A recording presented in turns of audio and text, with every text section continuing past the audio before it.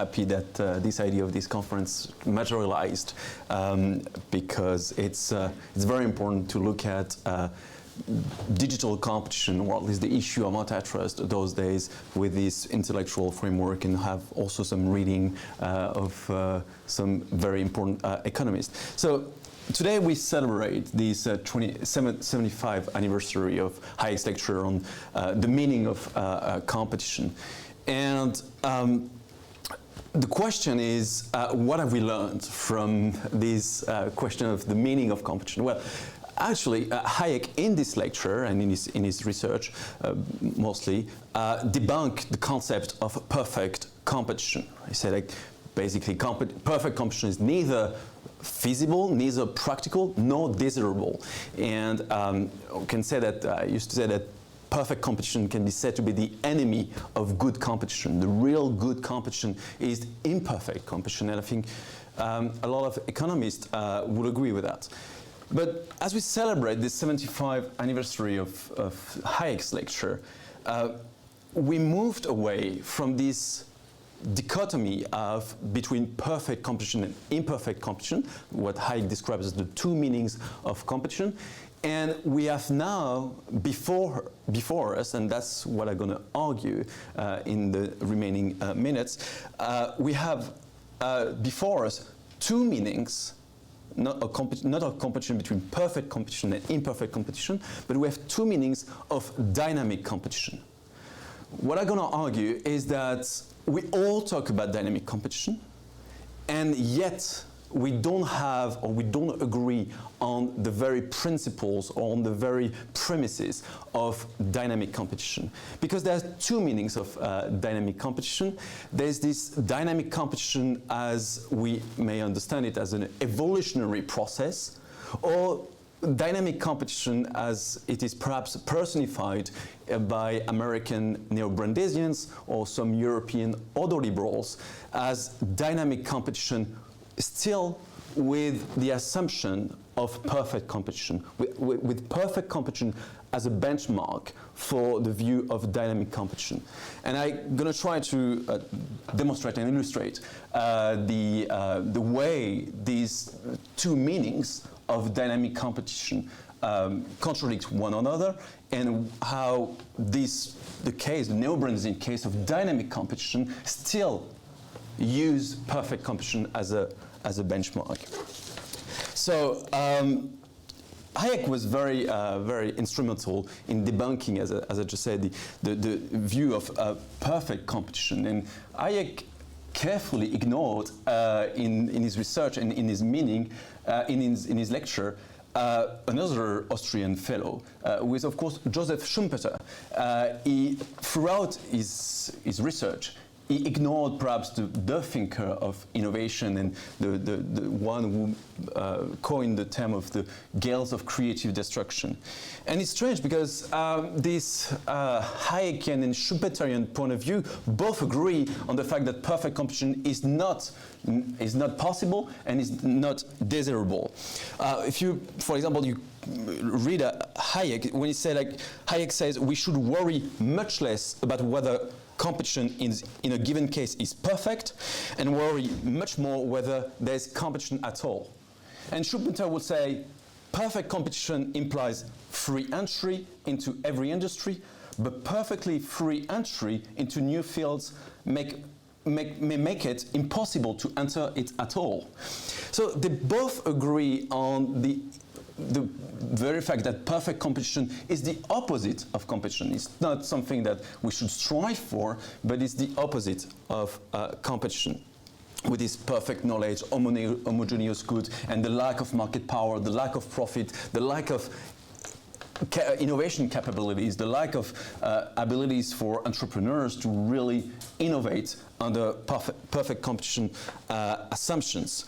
So why is Schumpeter important to prolong and to think about competition? Well, it's because this Hayekian and Schumpeterian nexus is very important, because Hayek and Schumpeter, in some respects, disagreed on many respects. one aspect is perhaps the bigness, or what has been referred as network effect or scale effect. Clearly, Hayek favored smallness of companies, and it didn't really perceive the necessity of scale or bigness, whereas, of course, Schumpeter clearly emphasized the need for bigness and scalability of firms. Also, Hayek didn't consider that much the incentive to innovations. He was very much like the market and not entering into the incentives of the entrepreneur to innovate. And Schumpeter clearly emphasized the need for preserving the entrepreneurial incentives to innovation. Also, Hayek very much favored, or at least advocated for a market structure that could be considered as more dispersed and more atomized market structure, whereas Schumpeter was very fine with imperfect market structure, where few firms dominate the market.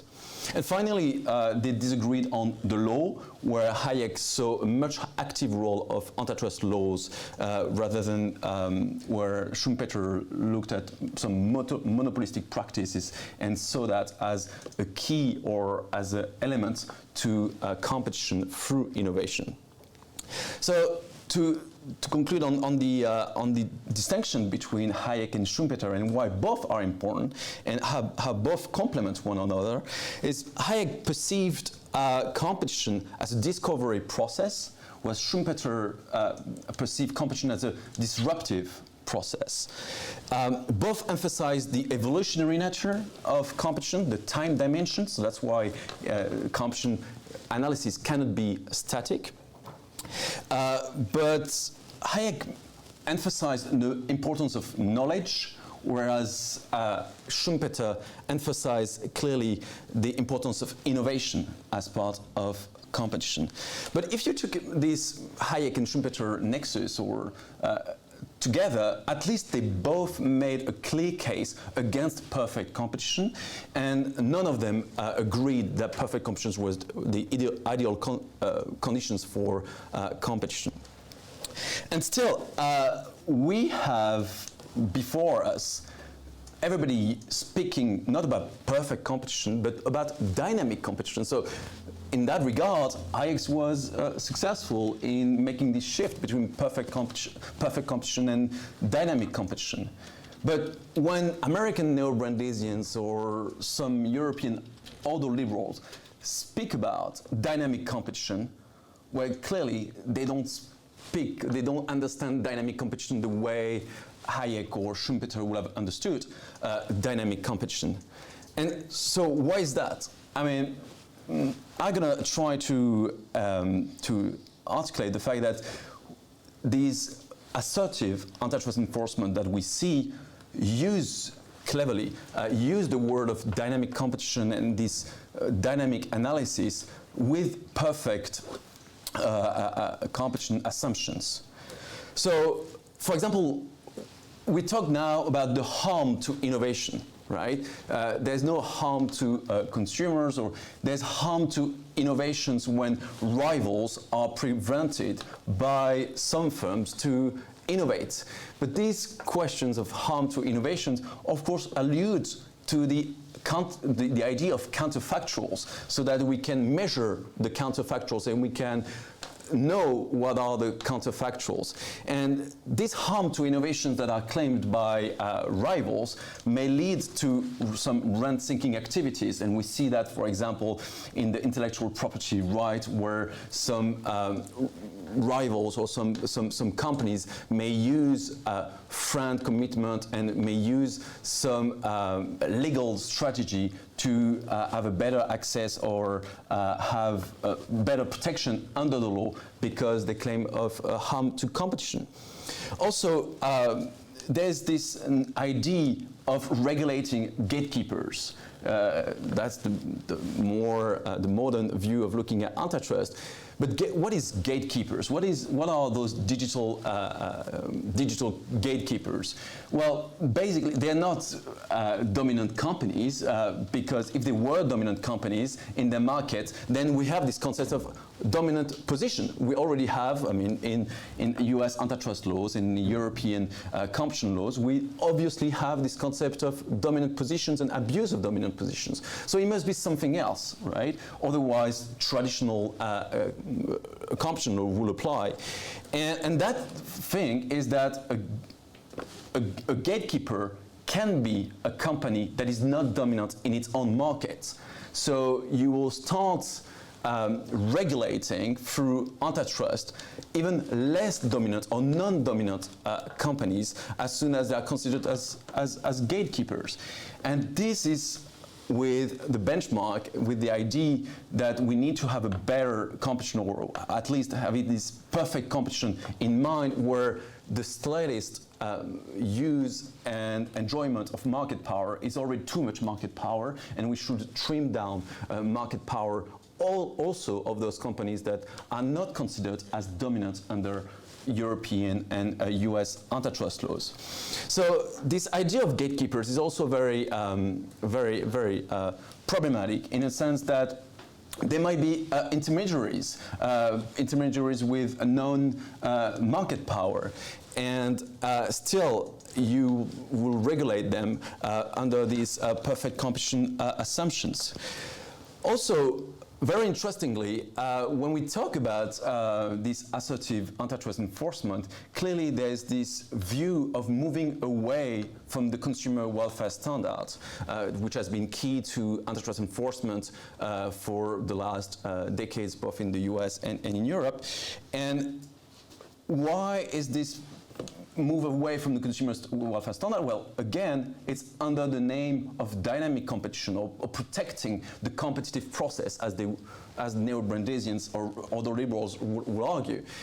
By protecting the competitive process, you move away from the consumer welfare standard to look at harm to rivals, harm to innovations, these harm to the market structure. And so you end up having this idea of whenever rivals are harmed, then there might be antitrust enforcement. But to think that innovation or disruptions or the behavior of some companies may lead to a harm to the competitive process, may lead and does lead to preservation of the market structure. It does lead to the preservation of a specific market structure, which is not even monopolistic or not even oligopolistic, but at least the preservation of the market structure that is very atomized, and which is the idealized view of the market. That is something I think very important, because basically the assertive antitrust enforcement policies wants to intervene in order to protect the competitive process, which is itself a preservation of the market structure, which is itself a return to the old structuralist approach, which has been precisely debunked for a number of years, if not decades, with the consumer welfare standard, which was an improvement of antitrust enforcement. And also, in order to, interestingly, we've talked about that today, all these regulatory proposals. In order to protect competition, or at least the competitive process dynamically, neo-Brandesians come up with some ideas that with neo-Brandesians, also other liberals, with the Digital Market Act, to shift antitrust from ex-post judicial enforcement to ex-ante regulatory proposals. And this is all done under the name of dynamic enforcement, of dynamic competition. You prevent anti-competitive conduct to emerge even before they ever emerged, right? So you regulate the companies with this incipient doctrine, so that just perhaps as in the movie Minority Report, you sanction crimes before they ever materialize. And these proposals, these regulatory proposals, are made under the name of preserving the competitive process. And these notion of preserving the competitive process is with this shift from ex post judicial enforcement of antitrust to ex-ante regulatory proposal is what I call a precautionary antitrust. Why? Basically because all the elements, all the philosophy of the precautionary principles are found in those regulatory proposals of ex-ante regulation in the Digital Markets Act, in the House antitrust bills, or also in the Digital Market Unit rulemaking power that is now looming. Well, first, we talked about that today, but the reverse burden of proof, right? So it's the merger or the practice is illegal until proven harmless. And you're guilty until proven innocent. So it's basically a reversed burden of proof. You also have the absence of efficiency justifications. So these are these regulatory proposals suggest a number of blanket prohibitions without any justifications, without efficiency justifications. So even if there's no harm, there will be regulation in a very precautionary logic. And finally, you have this idea of regulating before the harm arrives. All this timely intervention. You know, the antitrust. We need to take antitrust away from the courts. The judicial enforcement, it takes too long. By the time you sue a company, and by the time there's a decision, the market has changed dramatically. So lawsuits are inappropriate for those markets. Therefore, there needs to be a regulatory interventions before harm or anti-competitive conduct may ever arise. And this timely interventions notion is precisely what is at the heart of the precautionary principle. You do intervene before the harm arrives. And of course, with a reverse burden of proof, you do intervene, and it's the innovator or the entrepreneur who has to prove the opposite.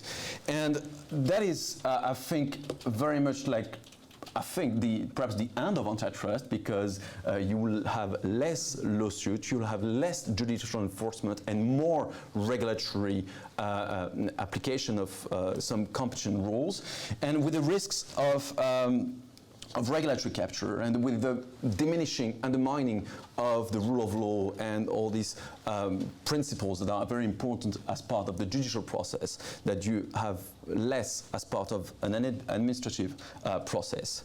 So the assertive antitrust enforcement of today is taking the rhetorics, the language of dynamic competition, in order to impose a view of dynamic competition which very much take the assumption of perfect competition, or at least try to achieve perfect competition without clearly saying it.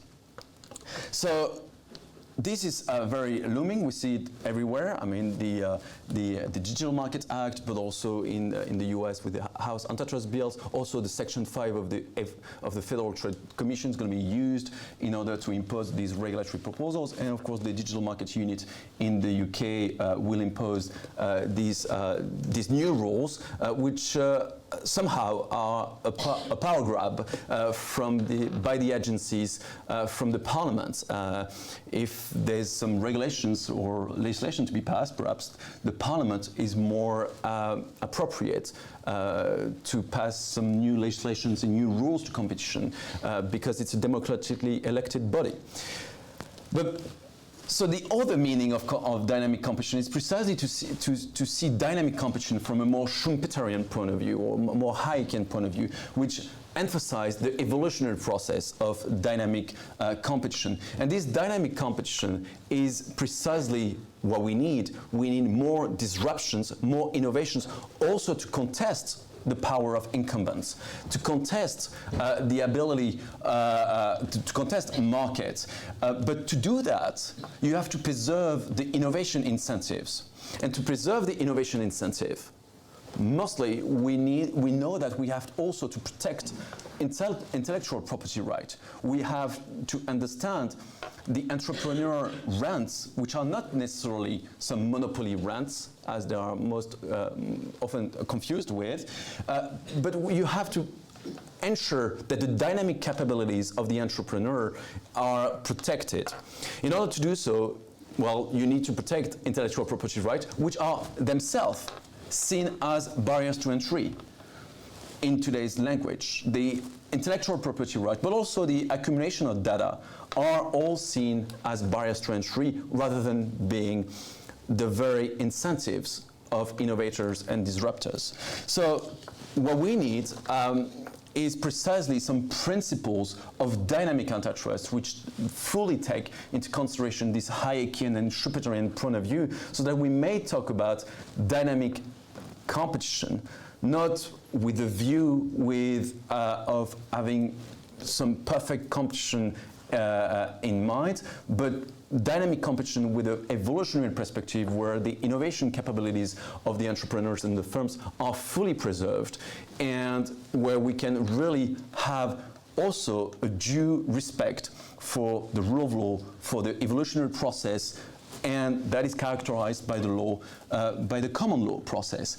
And as soon as we drift away from the common law process, from the evolutionary process, to have more regulatory proposals, then we have a risk, it has been said today, we have a risk of greater regulatory capture, and to have this precautionary logic that applies to very innovative industries and very innovative company, meaning that there will be encompassing prohibitions, and some pro-competitive and pro-innovative conduct may be prohibited before they ever arise, and innovators may be deterred. So we need dynamic antitrust, and we need a very risk-loving view of antitrust rather than this risk-averse notion that is embedded in the precautionary principle. And so what have we learned, just to close on, what have we learned from this 75th anniversary of Hayek's lecture, is that we all agree that we need dynamic competition, and perfect competition doesn't exist and shouldn't be an ideal model. But although we all speak the same language of dynamic competition, there are now two meanings of competition, and the assertive antitrust enforcement across the Atlantic is taking what I view as a dynamic competition model that is heavily static and that is still heavily operationalized under the perfect competition assumptions. And we need to move away from that in order to make sure that the disconnect between the government officials and the entrepreneurs is reduced rather than worsen or widen up, as I think it is probably the case those days. So that's why we need a dynamic view of antitrust, and we need these principles of dynamic antitrust. Thank you. Thank you very much. Are there any questions for Aurelien? Yes, Renato. Thanks very much, Aurelien. Very, very interesting. One question about your idea of dynamic competition, which I understand is very much linked to dynamic efficiency and innovation. Mm-hmm. So it seems to me that indeed one of the most concerning things in these new proposals is the absence of efficiencies that feature anywhere. What would you make of a proposal to the effect that okay, you have this regulation, so these prohibitions, etc., etc. But you have some kind of safe harbor for conduct which is genuinely efficient. So which is innovation, which is not manifestly designed only to exclude, for example. I mean, you will have to frame a legal test which is somehow workable. But do you think that a safe harbor, an absolute defense of that type, would be a good idea and address some of the concerns that we have with this proposal? I think I think that would be an intuitive idea, but I don't think it would be necessarily a good idea to have some safe harbor. Just, I think what I would advocate is for precisely a broad, simple rule of reason, without per se or without a necessary safe harbor. Because when you create safe harbor, it creates some per se legality, but then you reinstore these per se rules, which is precisely the opposite of justifications. And I'm very much in favor of this discursive process of discussing the pro-competitive effect of any conduct and the anti-competitive effect of any conduct. As much as I'm against per se illegality, as I'm against per se legality, because I think that will undermine the rule of reason, the broad generalized rule of reason in antitrust enforcement, but it also will undermine precisely the evolutionary process of the judicial process where debates needs to take place, and evidence-based antitrust enforcement is the most important. And safe harbor prevents this to bring forward the evidence. And there's always this, also safe harbor creates greater risk for regulatory capture, because who is part of the safe harbor, how wide the safe harbor is, and this creates a greater prospect for regulatory capture. So I think simple rule tied up with legal certainty, with the rule of law and rule of reason, I think would be the most attractive and most intuitive solution. Thank you very much, Aurelien. Thank you. Well, if you enjoyed that conversation, why not watch one of these other videos? And while you're here, remember to hit the subscribe button and the notification bell. That way, you'll never miss out on a single IEA broadcast.